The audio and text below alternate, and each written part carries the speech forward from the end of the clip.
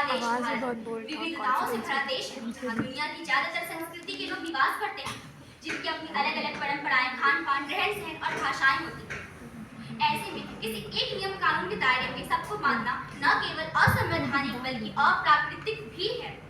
असंवैधानिक इसलिए कि हमारा संविधान, जो दुनिया का सबसे खूबसूरत संविधान है, उसने हमें अपने रीति रिवाज, अपने ढंग से जिंदगी जीने का अधिकार दिया है।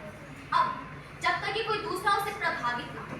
अप्राकृतिक इसलिए कि हमारे देश की जो भौगोलिक और सांस्कृतिक विविधताएं हैं, उसे एक रंग में रखना ये कहाँ का इंसाफ है।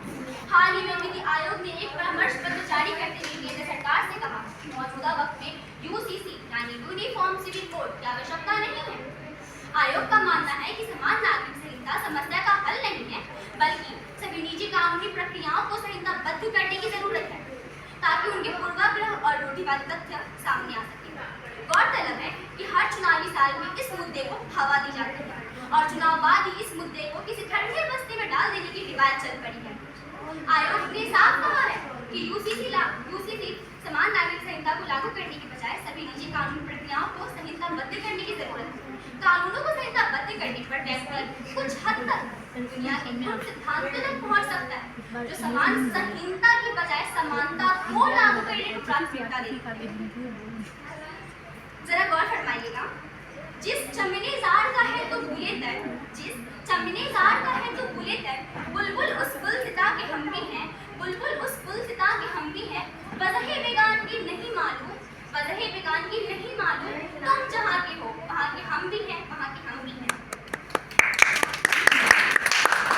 मैं मानती हूँ कि हर एक समुदाय में कुछ कुरीतियाँ हैं जिन्हें बदलने के लिए उनके मूल में जाने की आवश्यकता है, और इनके मूल में गरीबी, अशिक्षा और जागरूकता का अभाव है।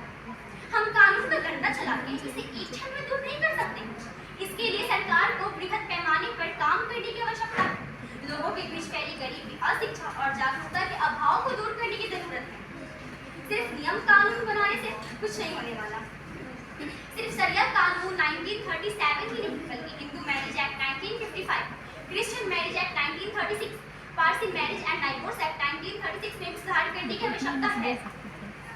अब जब संविधान में जिक्र होने के बावजूद नीति आयोग जैसी संस्था इसे जरूरी नहीं मानती, तो यकीनन इसमें देश की विविधता को महफूज करने की नियत होगी।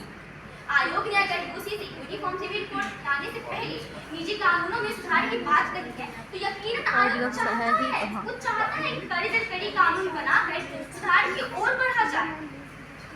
बहुत प्रसिद्ध और कॉमन सा एक दोहा है, अनेकता में एकता ही हमारी शान है, अनेकता में एकता ही हमारी शान है, इसीलिए मेरा भारत देश महान है, मेरा भारत देश महान है। अब मैं निखत रवि इस मंच पे खड़ी होकर आज आप सभी के समक्ष एक प्रश्न करना चाहती हूँ कि क्या सांस्कृतिक विविधता से इस हद तक समझौता किया जा सकता है? क्या सांस्कृतिक विविधता से इस हद तक समझौता किया जा सकता है समानता के प्रति हमारा आग्रह क्षेत्रीय अखंडता के लिए खतरा बन जाए? क्या एक एकीकृत राष्ट्र को समानता की इतनी जरूरत पड़ गई कि हम विविधता की खूबसूरती की परवाह ही ना करें? Thank you.